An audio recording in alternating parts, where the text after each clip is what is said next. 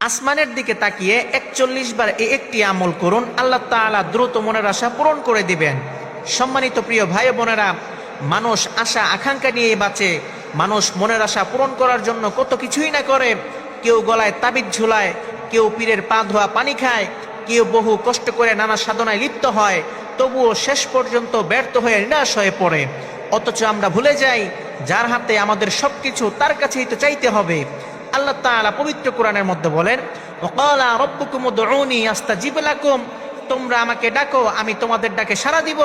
তোমরা আমার কাছে চাও, আমি তোমাদের চাওয়া পাওয়া পূরণ করে দিব। অর্থাৎ চাইতে হবে আল্লাহ তাআলার কাছে, ডাকতে হবে আল্লাহ তাআলাকে।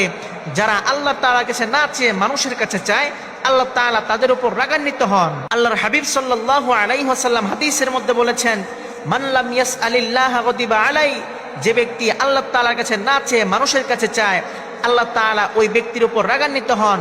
সুতরাং আপনার যা প্রয়োজন আল্লাহ তাআলার কাছে চাইবেন। আপনার রিজিক প্রয়োজন আল্লাহ তাআলার কাছে চাইবেন। আপনার মানসিক শান্তির প্রয়োজন আপনি আল্লাহ তাআলার কাছে চাইবেন। আপনার ধন সম্পদ প্রয়োজন আল্লাহ তাআলার কাছে চাইবেন।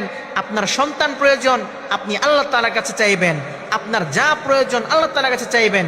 একটা কথা মনে রাখবেন, মানুষের কাছে বারবার চাইলে মানুষ রাগ করে, আর আল্লাহ তাআলার কাছে না চাইলে আল্লাহ রাগ করেন। সুবহানাল্লাহ বলবেন না?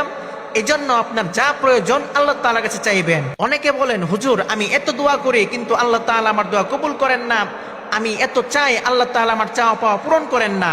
আমি আপনাদেরকে বলতেছি, আপনারা যদি আসমানের দিকে তাকিয়ে 41 বার একটি আমল করতে পারেন, আল্লাহ তাআলা দ্রুত মনের আশা পূরণ করে দিবেন। আমলটি কিভাবে করবেন?